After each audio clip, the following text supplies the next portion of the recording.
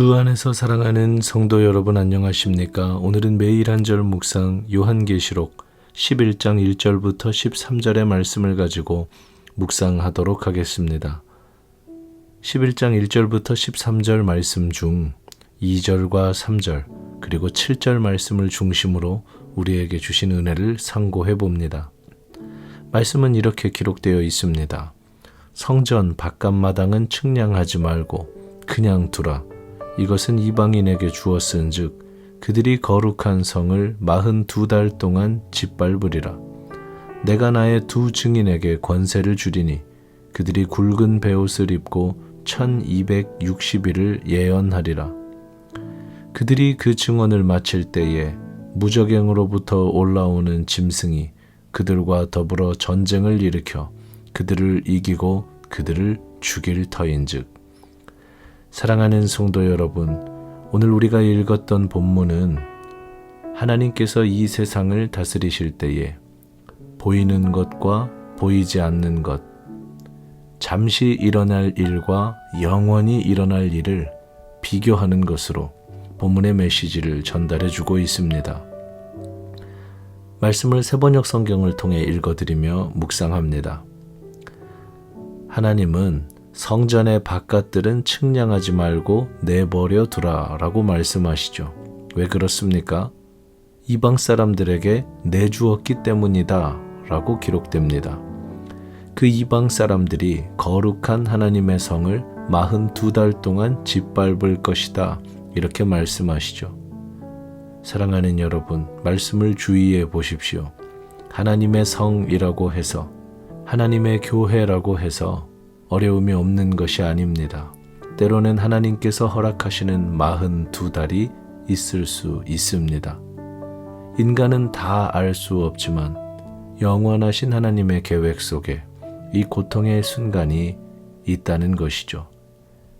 인간은 겉으로밖에 볼 수 없지만 속까지도 살피시는 하나님께서 42달의 시간을 허락하실 때가 있다는 겁니다.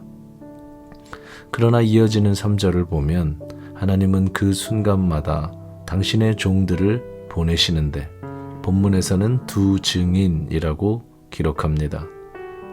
하나님께서 허락하시는 그 어려운 고통의 시간 가운데 하나님의 말씀을 맡은 두 증인은 끝까지 예언을 합니다. 그렇다면 우리는 다음 장면을 이렇게 상상해 봅니다. 어려운 상황이지만 두 증인 때문에 나라가 새로워지고 교회가 새로워지고 절망이 소망으로 바뀌어야 되지 않겠습니까? 그런데 우리의 기대와는 달리 7절 말씀을 보면 무저갱으로부터 올라오는 짐승이 두 증인과 싸우고 결국 그 전투에서 두 증인은 죽게 됩니다. 이것은 어찌 된 일입니까? 우리의 기대와는 전혀 다른 본문이 진행됩니다. 하나님은 어디에 계신 겁니까? 요한계시록 11장을 끝까지 읽어가면 이 두 증인은 결국 하나님의 은혜 가운데 부활하고 하나님께서는 영광 받으시는 모습을 볼 수 있습니다.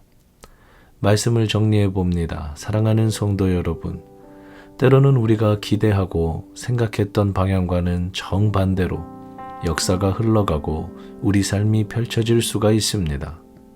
그러나 그 속에는 하나님의 섭리가 있고 하나님의 계획이 있는 것입니다. 그렇기 때문에 하나님이 하나님이시고 우리가 인간인 것이죠.